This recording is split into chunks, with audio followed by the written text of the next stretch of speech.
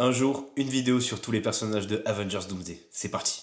Merci Gyoza pour ton commentaire et grâce à toi, on va commencer à parler de Moon Knight. C'est parti. Mark Spector grandit dans l'ombre de son père, Ramin. Plus tard, il devient mercenaire et rencontra un collègue à lui, si on peut dire ça comme ça, qui s'appelle Jean-Paul Duchamp, qui est français et il le surnomma très rapidement The Frenchie. Tous les deux travaillèrent pour un mercenaire assoiffé de sang qui se surnomme Bushman. Durant une mission au Soudan, Mark vit Bushman se faire attaquer par un archéologue qui n'est nul autre que Peter Alron. Et Bushman décida de tuer cet archéologue en lui croquant le cou avec des dents d'acier. Oui, vous avez bien entendu.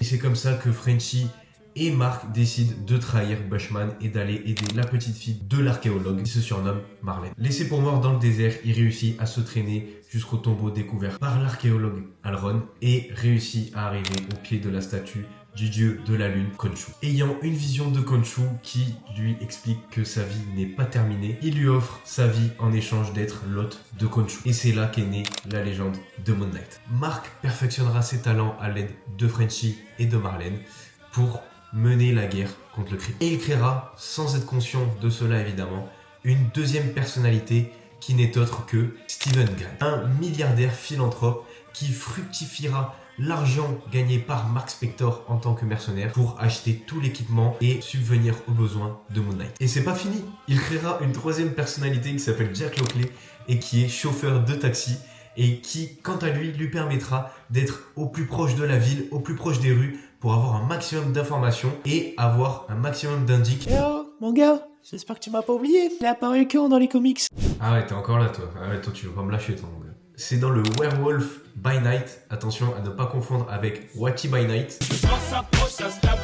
sorti en août 1975. Ok, au niveau de ses pouvoirs, c'est aussi cheaté que Fatalis ou... Ce qui concerne ses pouvoirs, force et agilité surhumaine, résistance à quasiment tout parce que Khonshu le régénère, une immunité psychique, par exemple les pouvoirs de Charles Xavier etc. ne marchent pas sur Moon Knight. Et niveau MCU, on en est où? Parce que je sais qu'il y a eu une saison, je l'ai bien kiffé, mais les gens ils ont pas trop aimé, je crois. Pour ce qui est du MCU, alors Moon Knight n'a eu qu'une seule saison, honnêtement moi je l'ai vraiment bien apprécié. Je connaissais pas spécialement en profondeur le personnage, je l'avais surtout vu dans Spider-Man le règne des ombres, alias un des meilleurs jeux de Spider-Man de tous les temps. Mais bon, ça donne débat. Pour le MCU, c'est un peu différent. Les trois versions de Mark ne sont pas exactement les mêmes, donc Mark Spector reste un mercenaire qui a été laissé pour mort et qui a fait un pacte avec Khonshu. Mais Steven Grant est lui un vendeur dans un musée qui est très timide, qui n'a pas confiance en lui et qui habite à Londres.